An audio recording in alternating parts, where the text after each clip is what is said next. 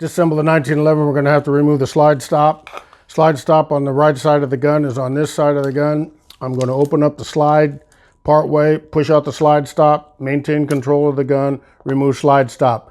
Now when I let go of the slide forward, the spring, the recoil spring, is going to want to come down and fly out. So I'm going to keep my hand over it and I'm going to remove the frame, and now I'm going to let go of the spring and remove the recoil spring and recoil spring guide.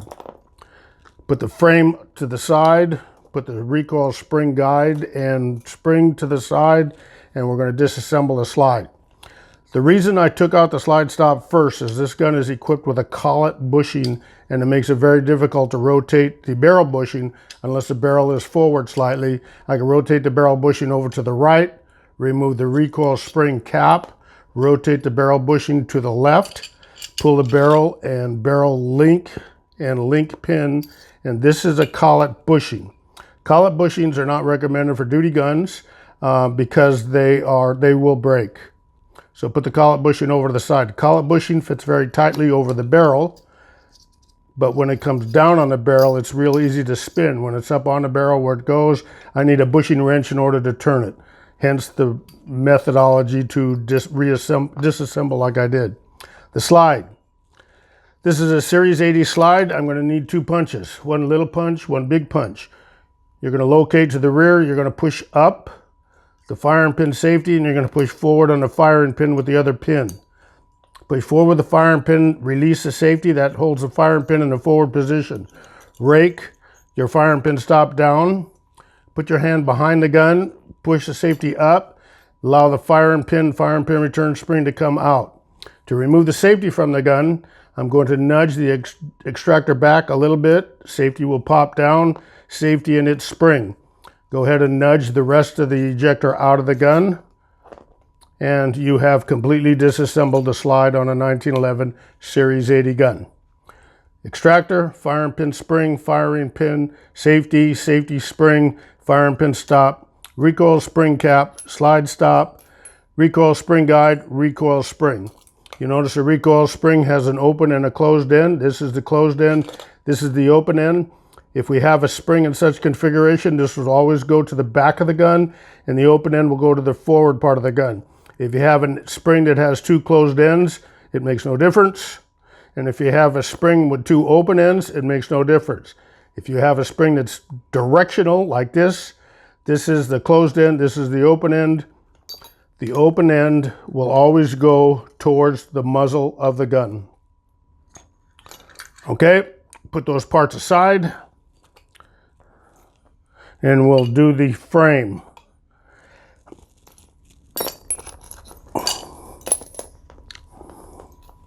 First part you want to remove on the frame is the grips. The grips, you're never going to get a little razor blade and slip under the grip and pry it off. You will break them. We're going to come from the inside of the frame with a screwdriver. So first you remove whatever you have.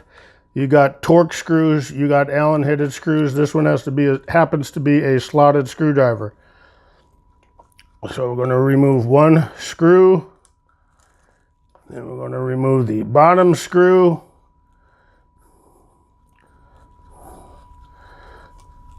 And now we're going to remove the grip.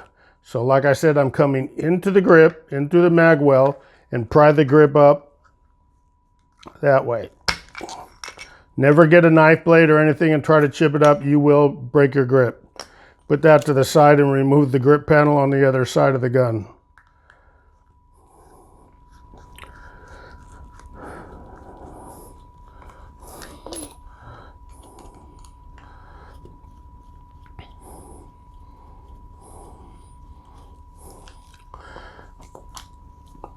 Here again, I have access to the grip from the inside of the gun. Just go ahead and tap it. This one fell off. Okay, what we're going to do now is the hammer must be cocked. I'm going to remove the thumb safety. Thumb safety is located in the left side of the gun with the pin on the right side. What I'm going to do, this is the safe position, this is the fire position. I'm going to manipulate the safety slightly up and back while putting pressure on from the right to left and remove the thumb safety. The hammer must be cocked. Okay, thumb safety is removed. And now what I have in here is I have the plunger tube and its plunger tube parts. This is a safety detent spring, and this is the slide stop plunger. Okay, now I have to fire the gun. So the firing the gun, you have to grab the gun in a normal way to deactivate the grip safety and captivate the hammer, press the trigger, and release the hammer to the forward position. At this time now, I'm going to remove the recoil spring, main spring pin housing, and I'm going to put a punch in there, and I'm going to use a hammer, and it's going to take a bit, and I drove out this pin, main spring housing retaining pin. Get this stuff so it doesn't fly around. Now what I'm going to do is I'm going to cock the hammer with this pin removed, cock the hammer, slides the mainspring housing down, pull it out. Grab a hold of the grip safety, pull it out, get the hammer strut out of the way. Extending to the rear is your 3-legged sear spring. Now basically roll the gun back over onto its left side, and from right to left, push out the hammer pin, push out the sear pin, shake the gun. Everything comes out. We're going to remove the magazine catch now. The magazine catch is held into the frame by the magazine catch retainer. Even though that has a screw slot, it is not a screw. So what I have to do is I have to tuck the flange of this magazine catch retainer inside the magazine catch. There's a slot located by depressing the magazine catch from left to right, maintaining counterclockwise rotation on the magazine catch retainer till you find the magic spot, and you can rotate the magazine catch retainer into the magazine catch, remove it out to the right. Push the trigger. The trigger will come out the back of the gun. The frame is disassembled. To disassemble the magazine catch, there is a little flange. What I'm going to do is I'm going to rotate the magazine catch retainer to the clockwise position and allow the spring to come out. And then we have the magazine catch retainer spring and magazine catch retainer. That is complete disassembly of the 1911. There are 6 parts we do not want to remove. The ejector, it's held in by its little pin. The plunger tube is aggressively staked from the inside of the magazine well in 2 places. And the grip screw bushings, which should be thoroughly staked to the frame. All 4 bushings, right and left, should be staked to the frame to where they do not come out. 1911. I failed to disassemble the mainspring housing. Mainspring housing consists of a cap pin, a 20-pound mainspring, a mainspring housing pin retainer, and a mainspring cap pin.